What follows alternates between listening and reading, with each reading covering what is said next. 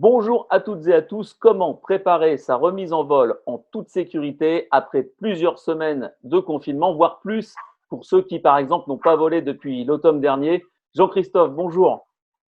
Bonjour Jérôme, bonjour à toutes et à tous. Alors Jean-Christophe, quand on n'a pas volé depuis si longtemps, eh bien c'est un manque d'entraînement et c'est pas vraiment compatible avec l'excitation et l'euphorie de pouvoir enfin revoler. Tout à fait Jérôme, on est actuellement dans une situation un peu paradoxale puisqu'on n'a pas volé depuis plusieurs semaines. On est tous euphoriques et on est tous dans les starting blocks pour pouvoir repartir en vol. Voilà. On a été privés, hein, et malgré ça, on est en manque d'entraînement. Et là, donc, on se trouve dans une situation qui peut être rapidement très dangereuse. On va rester calme, on va réfléchir. La première des choses, c'est savoir se remettre en question. Et puis, également, faire un vol de remise en vol avec rêve, hein, avec un instructeur qui va nous redonner tous les bons conseils pour se remettre en vol. On a modifié Rêve aujourd'hui suite à ce phénomène du Covid-19 et la subvention qui sera allouée à chaque pilote qui faut en Rêve est passée de 40 à 60 euros. Donc c'est un geste fort que fait la fédération, mais c'est fait pour la sécurité des vols et tous nos adhérents. Bien préparer sa remise en vol et en toute sécurité, c'est aussi bien connaître sa machine. Exactement. On va passer la parole à des experts. Payot pour tout ce qui est mécanique, Fabrice Brezard pour tout ce qui est paramoteur, Samir Elari pour tout ce qui est pendulaire. Merci beaucoup Jean-Christophe. On va donc les écouter. On commence par Payot. À très bientôt. À très bientôt. Bon vol à tous. Et nous voici maintenant avec Pierre Pouchès, alias Payot pour les anciens. Pierre, salut. Salut, bonjour à tous. Alors Payot, nos machines sont restées dans les hangars plusieurs semaines, voire plusieurs mois pour certaines, avant de revoler. Que faut-il faire avec nos moteurs? Je rappelle qu'il y a des moteurs 4 temps, moteurs 2 temps et les périphériques évidemment. Alors, quelles sont les solutions, quelles sont les recommandations avant tout démarrage? Avant tout démarrage, eh bien, on va vérifier les carburateurs, c'est eux qui ont certainement le plus souffert. Le deux temps, lui, fonctionne avec du mélange, et si tout au long de ces grandes périodes d'arrêt, l'essence contenue dans le carburateur s'est évaporée, eh bien, l'huile ne se sera pas évaporée. Donc, on va assister à un mélange beaucoup plus visqueux, beaucoup plus compliqué à faire passer. Donc, nettoyage du carburateur pour le deux temps. Pour le 4 temps, c'est beaucoup moins douloureux. Vous allez déposer les cuves, vous regardez s'il y a de l'eau dedans. S'il n'y en a pas, vous remontez. Celles qui sont arrêtées depuis peu de temps, on fait un tour, l'après-vol normal, en fait, rien d'autre. La seule chose qui sera efficace, c'est prendre l'hélice, la déplacer de 10 ou 15 cm ou 20 cm si vous voulez. Vous arrêtez là. Pour ce qui est du 912, alors là, ne faites pas glouter le moteur comme on vous demande de le faire pour garder le niveau d'huile, ça ne sert à rien. L'huile qui est dans le carter moteur fait une sorte de bouchon dans le fond et empêche l'humidité de remonter par le bas. Laissez votre moteur bien tranquille, ne la merdez pas. Voilà, c'est comme ça qu'il faut le dire, hein. Il vous le rendra. Or, éventuellement, pour ces moteurs qui sont arrêtés depuis longtemps pour les 4 temps, il est peut-être utile de faire la vidange. Pour celles qui sont arrêtées de longtemps, eh bien, il va falloir vérifier que l'essence dans le réservoir ne soit pas trop abîmée par les effets de l'humidité, du froid, de la chaleur, de tout ce qu'on a eu. Parce qu'il ne faut pas garder beaucoup de carburant dans un réservoir, dans une machine qui va rester arrêtée. Les carburants qu'on utilise pompent l'humidité de l'air, ils se gavent, ils se détériorent, et ça devient du pâté. Donc, ensuite, ce carburant, soit que vous allez le retirer et le mettre dans la tondeuse à gazon, la pauvre, ou alors vous repartez avec, mais vous allez mélanger ce vieux carburant avec du nouveau carburant à une hauteur de 1/3 de vieux pour 2/3 de neuf. Vous avez aussi la possibilité de rajouter dans le carburant existant des additifs qui vont permettre de le régénérer. Et puis, vérifier aussi si les rats n'ont pas fait le nid dans le filtre à air, si, bien de choses comme ça.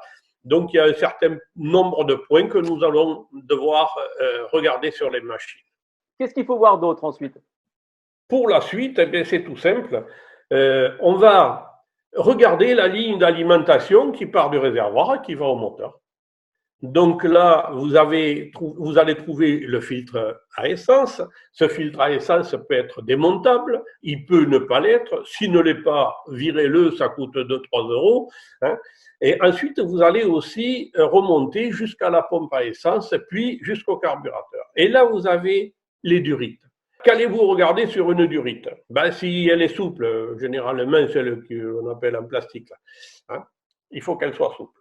Ensuite, après, vous allez regarder sur les autres caoutchoucs, par exemple, si elles ne sont pas fendillées ou fendillées aux environs des olivettes, là où elles se raccordent sur le filtre à essence ou sur la pompe à essence. Voilà, ça c'est très important. Alors Peyo, on est d'accord, hein, on ne vole pas, et c'est une évidence, sans vérifier son moteur.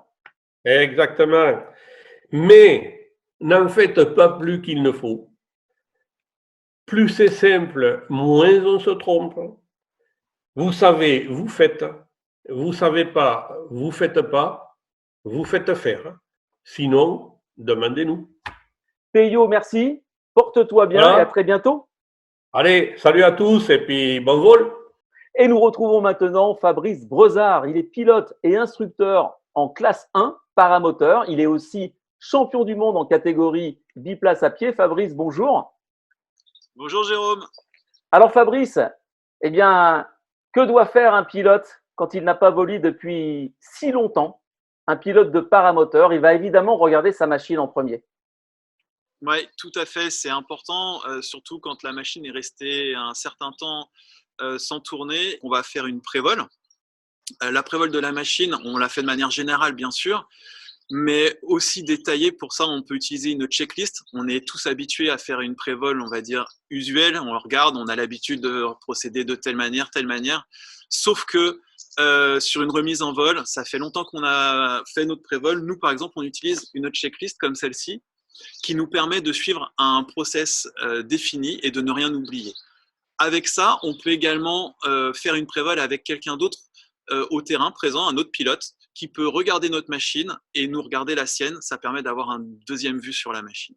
Ceci étant, il existe aussi l'aile, puisqu'on vole en paramoteur. Et donc, je vous encourage vivement à déplier complètement votre aile et à vérifier l'intrado et l'extrado, vérifier qu'elle n'ait pas été rongée par des souris ou des insectes qui l'ont abîmée. Vérifier également les suspentes et les élévateurs.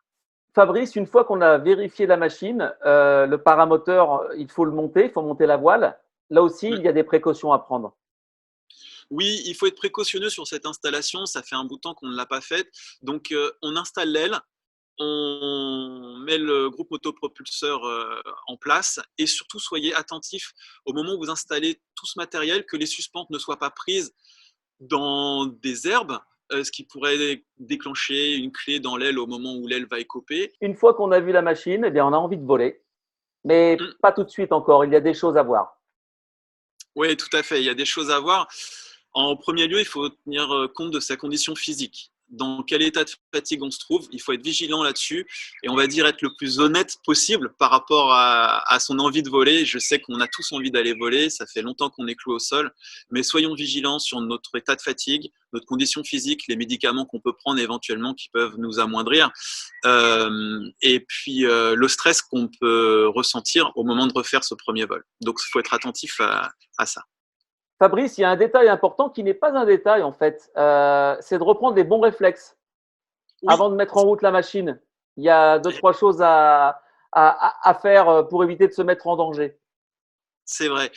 Quand on va faire chauffer sa machine ou qu'on va la démarrer, on va éviter de démarrer sa machine au sol. On va préférer la mettre sur le dos et la démarrer sur le dos. Ça évitera des incidents ou des accidents au pire. Et puis aussi, même si ce n'est pas obligatoire, je vous encourage vivement à porter un casque et mettre des gants. Alors Fabrice, il y a aussi le terrain à ne pas négliger. C'est vrai, il faut faire attention au terrain, surtout qu'on n'a pas été volé depuis un certain temps, donc ça fait même parfois des mois qu'on n'a pas vu notre terrain. Il se peut qu'il ait été envahi par des sangliers, donc on va faire attention à l'état du terrain. Faites le tour du terrain, allez-y à pied, regardez les trous qu'il peut y avoir, les bottes de terre, des taupes, c'est important, surtout en décollage à pied évidemment. On revoit aussi, on révise un petit peu quelques notions autres comme l'aérologie par exemple. Exactement. Alors là, je voudrais insister là-dessus parce que c'est un point très important de notre pratique dans la classe 1. On a une aile de parapente, il ne faut pas l'oublier. Donc, j'encourage tout le monde, avant de faire son premier vol, à faire une séance de gonflage. Pour plusieurs raisons, c'est important.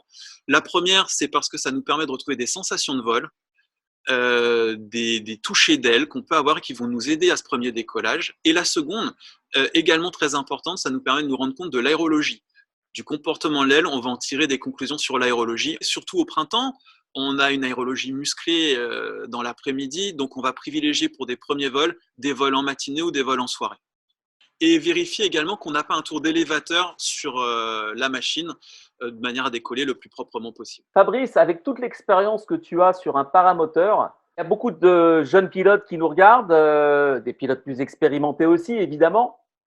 Quand on n'a pas volé comme ça depuis plusieurs semaines, depuis plusieurs mois, quelles sont les choses les plus importantes qui doivent nous revenir à l'esprit? Tu as raison de souligner ce point-là, c'est important. Rester le plus serein possible.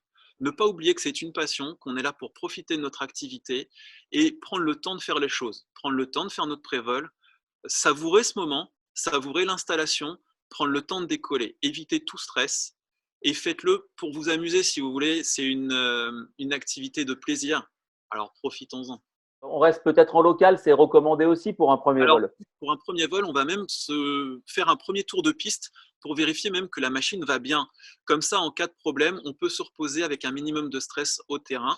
Après, si on veut faire une balade plus longue, à la suite de ce tour de piste, on peut évidemment, si jamais il y a une décision urgente à prendre, prenons cette décision, mais une fois qu'on l'a prise, réfléchissons quand même sur le bien fondé de cette décision. Est-ce qu'elle est juste, c'est-à-dire est-ce qu'elle est conforme à notre capacité de pilotage? Est-ce que c'était la plus facile des décisions à prendre? Et enfin, est-ce qu'elle est conforme à la réglementation? Qu'en est-il de la réglementation pour voler en paramoteur? Alors, effectivement, la réglementation, il faut faire attention, surtout en cette période de confinement. Je vous conseille vivement de regarder avant chaque vol les NOTAM, vérifier qu'il n'y ait pas de restriction de vol, et également peut-être prendre des informations auprès de votre comité régional pour avoir les dernières infos concernant le Covid, les désinfections, les choses comme ça, tous les gestes barrières à mettre en œuvre de manière à éviter toute transmission du virus. Merci beaucoup Fabrice et à très bientôt. À bientôt, merci et bon vol à tous. Au revoir.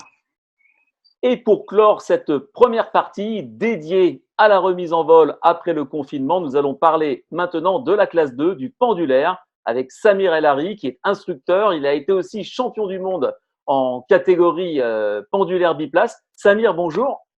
Bonjour. Alors Samir, eh bien, même question que pour les autres instructeurs. Un pendulaire qui est resté dans le hangar ou dans le garage pendant plusieurs semaines, voire plusieurs mois, eh bien, qu'est-ce qu'il faut faire avant de voler? Alors, ce qu'on fait en fait à chaque printemps, hein, finalement, c'est jamais qu'une saison hivernale qui s'est un peu étirée là.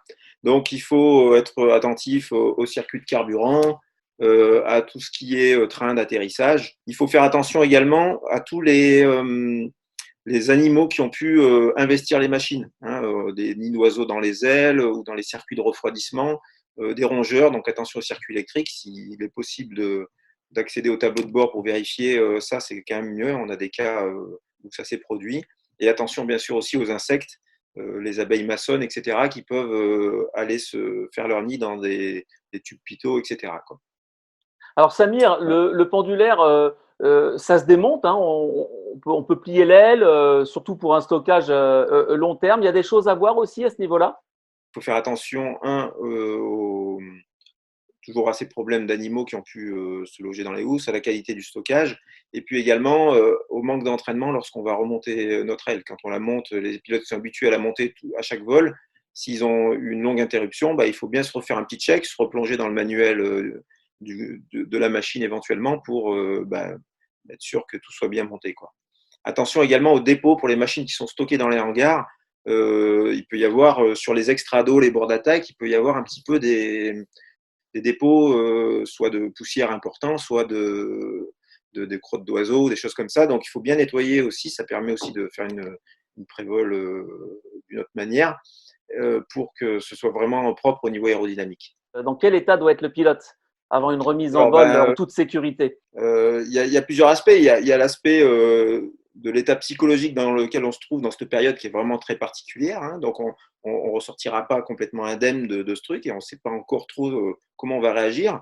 J'ai envie de faire une métaphore avec quand on a un plâtre et puis qu'on nous enlève le plâtre, souvent on a la date où on va nous retirer ce plâtre en tête et on s'imagine que tout va reprendre comme avant et puis non, ça ne reprend pas comme avant. Il faut se réadapter, se rééduquer. Donc là, c'est pareil, il faut vraiment qu'on se rééduque au vol. Le pendulaire, alors c'est une machine qu'on peut dire sensible à l'aérologie. Donc bien entendu, il faut faire attention parce que là, on va rattaquer dans une période beaucoup plus agitée au niveau aérologique. On sort d'une période hivernale et là, on arrive en plein au cœur du printemps, donc avec des températures en hausse. Donc les machines sont plus sensibles. Raison de plus pour attaquer tranquille le matin à la fraîche ou le petit vol du soir en air calme. Il faut vraiment faire un vol tranquille, structuré. On va se balader tranquille, un petit vol d'une demi-heure. C'est pas la peine de faire des tours de piste à répétition. Hein. Il vaut mieux décoller, prendre de l'altitude, aller se balader, se faire plaisir. L'idéal, ça resterait de faire un vol en double avec un instructeur, un rêve, ça serait parfait. Après, je sais qu'il y a beaucoup de pilotes, notamment les pilotes expérimentés, qui ont du mal un petit peu avec cette idée de se sentir jugé, alors que ce n'est pas le but du tout. Hein, c'est vraiment un échange d'expérience. Moi, quand je fais des rêves avec des pilotes qui viennent d'autres terrains, des fois, j'apprends des choses parce qu'ils ont des pratiques qui sont différentes de la mienne et ça m'enrichit également. Donc, il ne faut vraiment pas voir ça comme… c'est vraiment comme un échange et un moyen de s'enrichir et de remettre un petit peu en question nos pratiques. Autre point important, Samir, c'est l'environnement, le terrain. Oui, alors bien sûr. Donc il faut faire attention à l'état des terrains. Ils ont beaucoup évolué dans la période. Hein. Là, les foins sont très hauts. Il y a des pistes qui n'ont pas été fauchées. Hein. Donc sur les aérodromes, a priori, s'il n'y a pas de NOTAM, ils sont supposés entretenus correctement. Pour les bases ULM, c'est une autre affaire. Hein. Il faut se rapprocher du propriétaire et faire attention à ça. Il y a un point également qui est important par rapport à la reprise, ça va être un peu les nuisances. C'est-à-dire que les gens se sont habitués à une activité nulle sur les aérodromes. Je pense que si on rattaque et qu'on commence à faire des tours de piste à répétition directement à la reprise, ça ne va pas être génial pour notre image. Donc il faut aussi prendre en compte ce phénomène, à mon avis. Alors pour conclure, Samir, rassure-nous quand même, on ne perd pas tout hein, après 2-3 mois d'abstinence de vol, de pilotage. Non, pas du tout. On perd un peu de sensation, un peu de confiance. Voilà. C'est remplacé par des fois la frustration et puis l'impatience. Donc c'est là-dessus surtout qu'on va attirer l'attention, puisque nous, ce qu'on ne voudrait pas, c'est que les gens, par excès d'enthousiasme, aillent brûler les étapes et prendre des risques. On n'est pas à 1 ou 2 semaines près. Hein, on a toute la vie pour faire de l'ULM. Donc il faut vraiment prendre son temps et reprendre tranquillement. Eh bien, merci Samir. Alors, je vous rappelle que sur le site de la Fédération française du LM, il y a aussi un mémo sécurité téléchargeable avec plein de conseils, de recommandations et même des outils d'aide à la décision qui peuvent être très utiles pour cette période de remise en vol. Merci beaucoup Samir pour tous ces conseils et à très bientôt. Eh bien, merci. Bon vol à tous, bonne reprise et soyez prudents.